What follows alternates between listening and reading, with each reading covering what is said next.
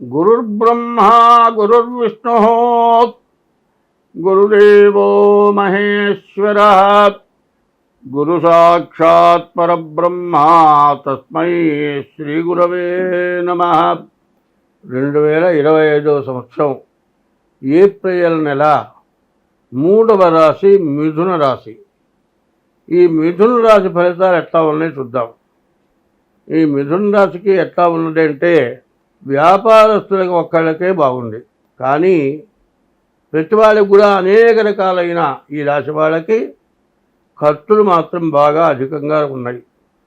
అనారోగ్యాలు రావచ్చు, అనవసరమైన ఖర్చులు రావచ్చు, పిల్లలు చదువులో మరి తగినన్ని మార్కులు రాక సీటు కొనుక్కునే పరిస్థితులు రావచ్చు. ఇట్లాంటి వాటి వల్ల ఆదాయాన్ని మించిన అధిక ఖర్చులు బాగా కనపడుతుంది. కాబట్టి 8 గ్రహాల్లో 5 గ్రహాలు పూర్తిగా బాగాలేవు. ఒక శుక్రుడు ఒకటే బాగున్నాడు. కానీ వివాహం కావడానికి మాత్రం అవకాశం ఉన్నది. కానీ రాహుకేతువుల మధ్యలో గ్రహాలు పడటం వల్ల తొందరపడి వివాహం చేసుకుంటే మాత్రం చాలా ఇబ్బంది పడాల్సి వస్తుంది. ఎట్లా ఉంటుందంటే, వంట చేశారండి, కూరలు పంచపక్ష పరవాణాలు చేశారు, అన్నిట్లో కూడా ఉప్పు తక్కువ పడితే ఎట్టవట తినొచ్చండి, ఉప్పు మాత్రం ఎక్కువ పడ్డది. ఈ ఉప్పు ఎక్కువ పడితే ఏం లాభం, మొత్తం పారేయాల్సిందే. ఉప్పు లేకపోతే అసలు తినలేము. ఉప్పు కొద్దిగా వేసినా తినగలుగుతాం, ఉప్పు ఎక్కువైతే పారేయాల్సిందే. చూడండి, ఉప్పే అన్నిటినీ చేసేది. ఈ ఉప్పు అన్ని రకాలుగా ఇబ్బంది పెట్టేది. అది ఎట్లాగో ఈ కాలసర్పదోషం కూడా అంత ఇబ్బంది పెట్టేటువంటిది. కాబట్టి వివాహానికి మాత్రం చాలా జాగ్రత్త పడాలి. ఎక్కడ పొరపాటు పడ్డా మాత్రం వాళ్ళ యొక్క వివాహ వ్యవస్థ చాలా ఇబ్బంది పడుతుంది. కాబట్టి వ్యాపారస్తులు ఒక్కళ్ళే బాగున్నారు, కానీ మరి ఉద్యోగస్తులు, తర్వాత చదువుకునే పిల్లలు, విదేశాలకు వెళ్ళేవాళ్ళు, వివాహాది శుభకార్యాలు చేసుకునేవాళ్ళు, వీళ్ళందరికీ కూడా చాలా సమస్యలు ఎదుర్కోవాల్సిన అవసరం కనపడుతుంది. అదే కాదండి, కాదు అందుకోసం మేము మానుకుంటామా, చదువుకోవటం మానుకుంటామా, విదేశాలకు వెళ్ళటం మానుకుంటామా, పిల్ల దొరికింది పెళ్లి చేసుకోవటం మానుకుంటామా అంటే చేసుకోవాల్సిందే కాదంటలా.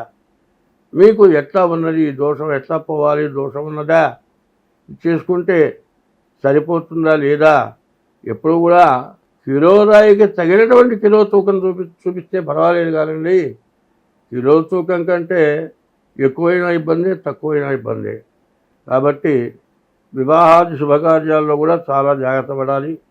దాదాపుగా ఈ మిథున రాశి పూర్తిగా బాగాలేదు అని చెప్పాలి. ఈ రాశి 25 వంతులే జన్మలగ్నాన్ని కూడా చూసుకోవాలి.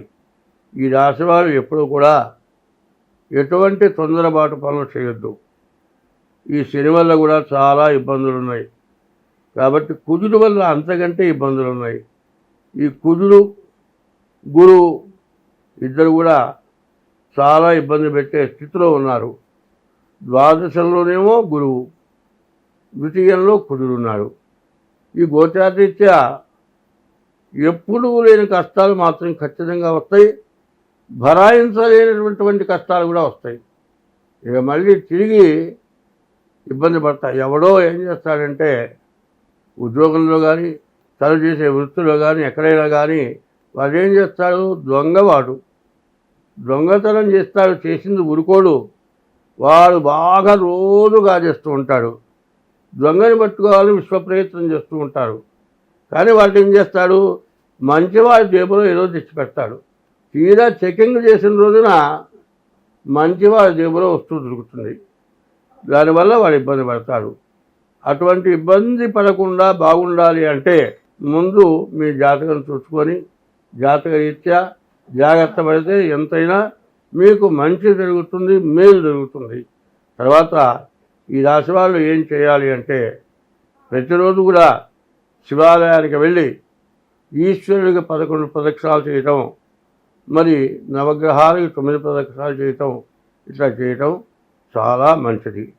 అయితే ఈ రాశి వాళ్ళకి ప్రత్యేకించి చెప్పేది ఏమిటా అంటే, మనకు బాగా లేదు కాబట్టి ఎప్పుడు కూడా తప్పించుకొని పోయేవాడు చాలా ఉత్తమట. ఎదురు తిరగటం కంటే ఎదురొచ్చిన వాడు దుర్మార్గుడైనప్పుడు వాటికి దొరకకుండా పక్కకి తప్పించుకొని వెళ్ళిపోవటం ఎంత మంచి పనో అంత మంచి పని. దుర్మార్గుడి చూసి దూరంగా తొలగమని శాస్త్రం. కాబట్టి వీళ్ళకి ఇబ్బంది పెట్టేవాళ్ళు ఎక్కువగా ఉంటారు. కాబట్టి వీళ్ళు ఎంత జాగ్రత్త పడితే అంత మంచిది. ఈ రాశి వాళ్ళకి మరి కుజుడు గురువు వల్ల యాక్సిడెంట్ కావచ్చు, ఏదైనా చిన్న వ్యాధి అనుకున్నాం, జ్వరము, ఎన్నాళ్ళు పట్టినా జ్వరం తగ్గదు, డాక్టర్ 4 రోజులు 5 రోజులు వారం రోజులు మందులు వాడతాడు. చివరికి ఈ వారానికి కూడా జ్వరం తగ్గకపోతే రక్త పరీక్ష చేస్తాడు. ఈ రక్త పరీక్షలు కూడా తేలదు, రకరకాలైన పరీక్షలు ఉంటాయి.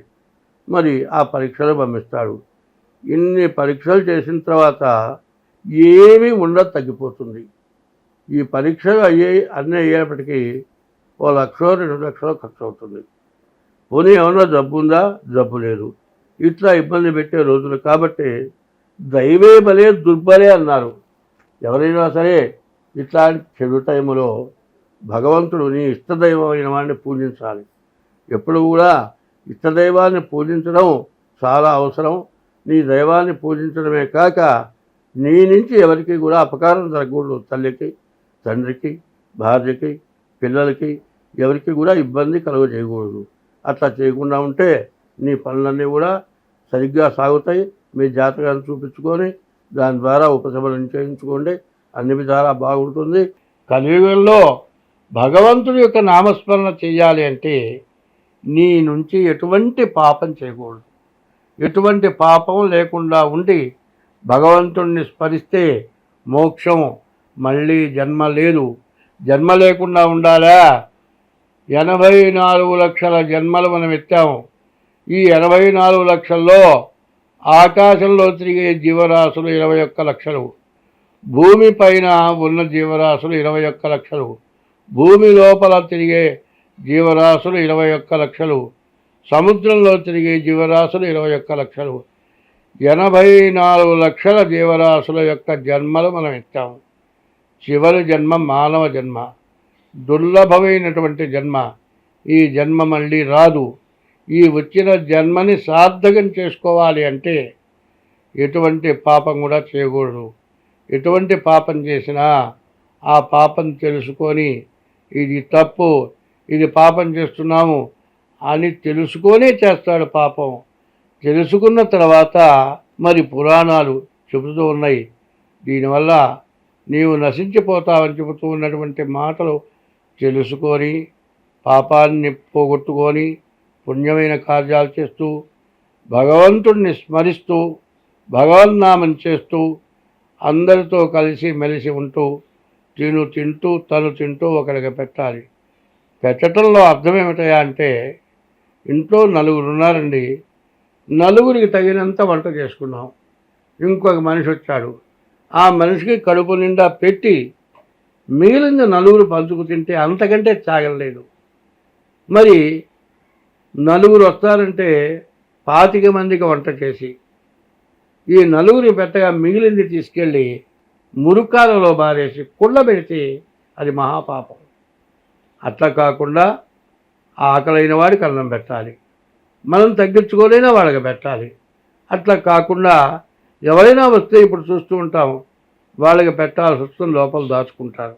కానీ ఇంకొక మనిషి ఎక్స్ట్రా వస్తే ఈ రోజుల పరిస్థితులు బట్టి ఆడవాళ్ళు మళ్ళీ మొదలెత్తుకొని వంట చేయలేని పరిస్థితి ఉన్నది. కాబట్టి ముందు వాళ్ళకి పెట్టి కుటుంబ సభ్యులు తలా కాస్త తగ్గించుకు తింటే ప్రాణం పోదు. అటువంటి త్యాగం కావాలి. ఆ త్యాగం ఎట్లా ఉండాలి అంటే అవసరానికి తగినటువంటి త్యాగం చేయాలి. ప్రమాద పరిస్థితుల్లో మరణించేటప్పుడు తలా ఒక చెయ్యి వేసి సెకండ్ల మీద మందు వాడితే బతికేటువంటి సమయంలో ప్రాణ రక్షణ చేయటం. దాహమై చచ్చిపోయేటప్పుడు మంచినీళ్ళు రావాలి. మరి ఆకలి అయినప్పుడు అన్నం కావాలి, మరి దాహం అయినప్పుడు మంచినీళ్ళు కావాలి.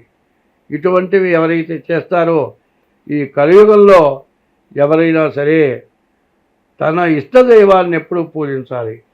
ఇష్ట దైవాల్లో మొట్టమొదటి దైవం నిన్ను 10 నెలలు గర్భవాసాన్ని మోసి కానీ పెంచిన తల్లి మొట్టమొదటి దైవం. 2 తల్లి పెంచడానికి తగిన అవకాశం ఇచ్చిన తండ్రి రెండవ దైవం. తర్వాత విద్య చెప్పిన దైవం 3వ దైవం. అసలైన దైవం ఎప్పుడు ప్రార్థించే దైవం 4వ దైవం. తల్లి, తండ్రి, గురువు, దైవం. వీళ్ళని ఎప్పుడు కూడా మర్చిపోకుండా ఉండాలి. కాబట్టి ఈ రోజులు అందరూ తప్పించుకొని ధర్మగుణం కలిగి ఉండాలి. ధర్మో రక్షతి రక్షితః.